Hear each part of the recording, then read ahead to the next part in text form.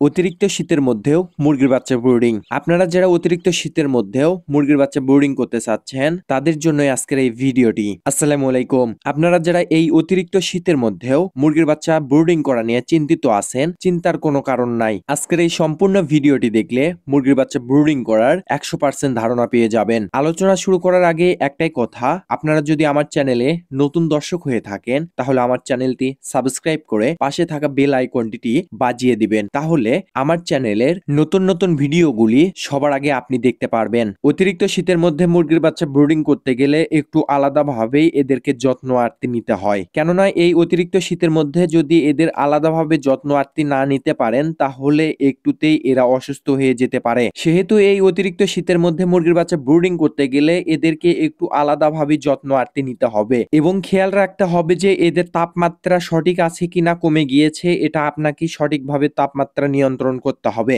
আপনার খামারে যদি একটা টেম্পারেচার কন্ট্রোলার থাকে তাহলে অতিরিক্ত শীতের মধ্যেও খুব সহজে ব্রুডিং করতে পারবেন। আপনার ব্রুডারে যদি টেম্পারেচার কন্ট্রোলার লাগাতে পারেন তাহলে আপনার অর্ধেকের বেশি সময় বাঁচিয়ে দিবে। যদি আপনার এখানে সময় লাগতো 1 ঘন্টা তাহলে ওখানে লাগবে আধা ঘন্টা। এরপর শুধু তাপমাত্রা নিয়ন্ত্রণ করলেই হবে না, যেহেতু অতিরিক্ত শীতের মধ্যে মুরগির বাচ্চা ব্রুডিং করতে চাচ্ছেন সেহেতু আপনাদেরকে বেশ কিছু ঔষধেরও ম্যানেজমেন্ট করতে হবে। ভ্যাকসিন, টিকা আছে, এগুলো সুন্দরভাবে ব্রুডিং এ সম্পূর্ণ করতে হবে এই টিকাগুলো। তাহলে আপনি যদি ব্রুডিং এর নিয়ম মেনে ব্রুডিং করতে পারেন তাহলে বেশ ভালোভাবেই আপনি ব্রুডিংটা সম্পূর্ণ করতে পারবেন। আর একটা কথা আমি আপনাদেরকে জানিয়ে দিই যে আমি কোনো প্রফেশনাল বড় খামারি না, কিংবা আমি কোনো ডাক্তার না। যদি আমার কাছে ঔষধের কিংবা যে কোনো পরামর্শ চেয়ে থাকেন, হয়তো আমি সঠিক পরামর্শ দিতে পারবো, কিন্তু আপনাদের কাছে গিয়ে এইটা সঠিক মনে হয়নি, এইটার জন্য আমাকে ক্ষমা করে দিবেন। কেননা আমি কাজগুলো করি আমার মতো করে, আমি যেভাবে কাজগুলো করতে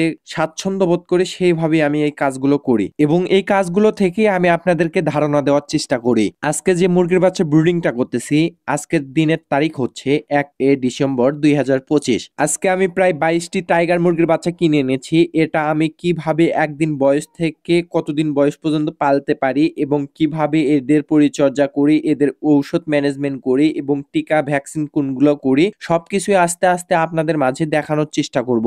আপনারা যদি নিয়মিত টাইগার মুরগির বাচ্চার আপডেট পেতে চান তাহলে আমার এই চ্যানেলটা সাবস্ক্রাইব করে পাশে থাকা বেল আইকনটি বাজিয়ে দিন। খামারে মুরগির বাচ্চা নিয়ে আসার 1 থেকে 1.5 ঘন্টা আগে ব্রুডারটি সেট করতে হবে। আমার যেহেতু মুরগির বাচ্চা নিয়ে আসার পূর্ব কোনো প্রস্তুতি ছিল না, সেহেতু আমি মুরগির বাচ্চা নিয়ে এসে খামারের ব্রুডার সেট করতেছি। আর আমার যেহেতু এখানে মাত্র 22টি বাচ্চা আছে সেহেতু আমার বড় কোনো জায়গায় ব্রুডিং সেট করতে হবে না। আমি একটা খাঁচার মধ্যে ব্রুডিং সেট করতেছি। খাঁচার মধ্যে যেহেতু ব্রুডিং সেট করতেছি সেহেতু খাঁচার মধ্যে একটা বস্তা পেরে নিয়েছি, তারপর এর উপর ধানের কুড়া কিংবা তুষ দিতে পারেন আপনারা। আমার বাড়িতে ধানের কুড়া ছিল, এটা সুন্দরভাবে বিছিয়ে দিয়েছি। এরপর এর উপর পেপার ছিল না সেহেতু আমার কাছে খাতা ছিল, সেই খাতার কাগজটা পাড়িয়ে দিয়েছি এর উপর। এই ব্রুডিংটি সেট আপ করার পর অন্তত পক্ষে আধা ঘন্টা এই ব্রুডারের উপর চতুর্পাশে ঢাকনা দিয়ে ঢেকে দিয়ে এর ভিতর তাপমাত্রার লাইটটি জ্বালিয়ে দিবেন, তাহলে এর ভিতরে চতুর্পাশে তাপমাত্রাটি ছড়িয়ে পড়বে। এরপর মুরগির বাচ্চাগুলো ছেড়ে দিবেন এখানে। এরপরের কাজ হচ্ছে প্রথমে আপনি এদেরকে খাবার না দিয়ে প্রথমে অন্তত পক্ষে 15 মিনিট আগে এদের পানি দিতে হবে। প্রথমে আমি এদেরকে পানির মধ্যে দিয়েছি লাইসোভিট। এই লাইসোভিট ঔষধটা খাওয়ালে মুরগির বাচ্চা সুস্থ সবল থাকে। যদি এদের মধ্যে কোনো দুর্বল মুরগির বাচ্চা থাকে তাহলে এরাও সুস্থ সবল হয়ে ওঠে। এরপর পানি দেওয়ার 15 মিনিট পর এর ভিতরে খাবার দিয়ে দিয়েছি।